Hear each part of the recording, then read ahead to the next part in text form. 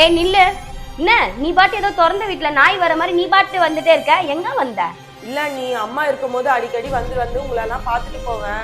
இப்ப அம்மா இல்ல, அதனால நான் வராம இருந்தேன்னா அது வரை நீங்க ஏதாவது யோசிப்பீங்க, அதனாலதான் நீ வந்த. நல்லாதான் பேசுற. நான் ஏன்டி நினைக்க போறேன்? உங்க அம்மாவே செத்து போயிட்டாங்க, அதுக்கப்புறம் என்ன உனக்கு அம்மா வீடு? வெக்கமா இல்ல இதை சொல்றதுக்கு?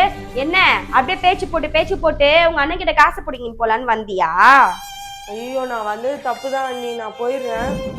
நான் இதோ இப்ப போயிடுறேன் அண்ணி, நான் போயிடுறேன். ஏதோ சத்தம் கேக்குது. பவானி என்ன இங்க நிக்கிற? வா உள்ள. நம்மதான் தப்பா நினைச்சிட்டோமோ? உன் அம்மா வீட்டுக்கு தானே வர, நீ எதுக்கு இவ்வளவு தயக்கத்தோட வரன்ட்டு புரியலையே. என்ன அம்மா ஞாபகம் வந்துருச்சா? இல்ல அண்ணி, அம்மாவே இல்ல, நான் எப்படி அண்ணி இங்க? அதுதான் கொஞ்சம் தயக்கமா இருந்தது. முன்னெல்லாம் அம்மா வீட்டுக்கு போறேன்னு சொல்லிட்டு உரிமையா சொல்லிட்டு வருவேன். இப்ப அம்மாவே இல்ல, எப்படி அண்ணி இது எனக்கு அம்மா வீடாகும்? உனக்கு என்ன பைத்தியமா? 1000 பேர் 1000 பேசுவாங்க. ஏன் அம்மா இல்லைன்னா எந்த பொண்ணுங்களுக்கும் அம்மா வீடு ஆயிடாதா? அப்புறம் கூட பிறந்தவங்களாம் எதுக்கு இருக்காங்க?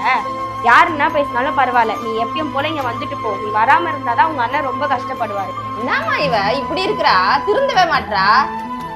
வேலியில போற வானனை தூக்கி வேடியில விட்ட கதையா இருக்குது. அவன் என்ன பண்றது?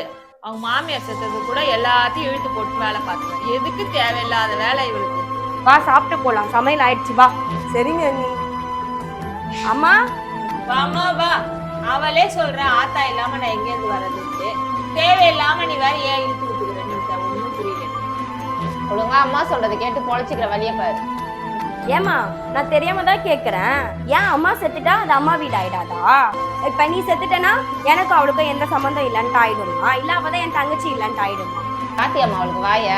அவளுக்கு நல்லது சொன்னா உன்ன சாவச்சிருவா போல. ஏமா உன் வீட்டு விஷயத்துக்கு நான் தலையில்லம்மா, எப்படின்னா போ.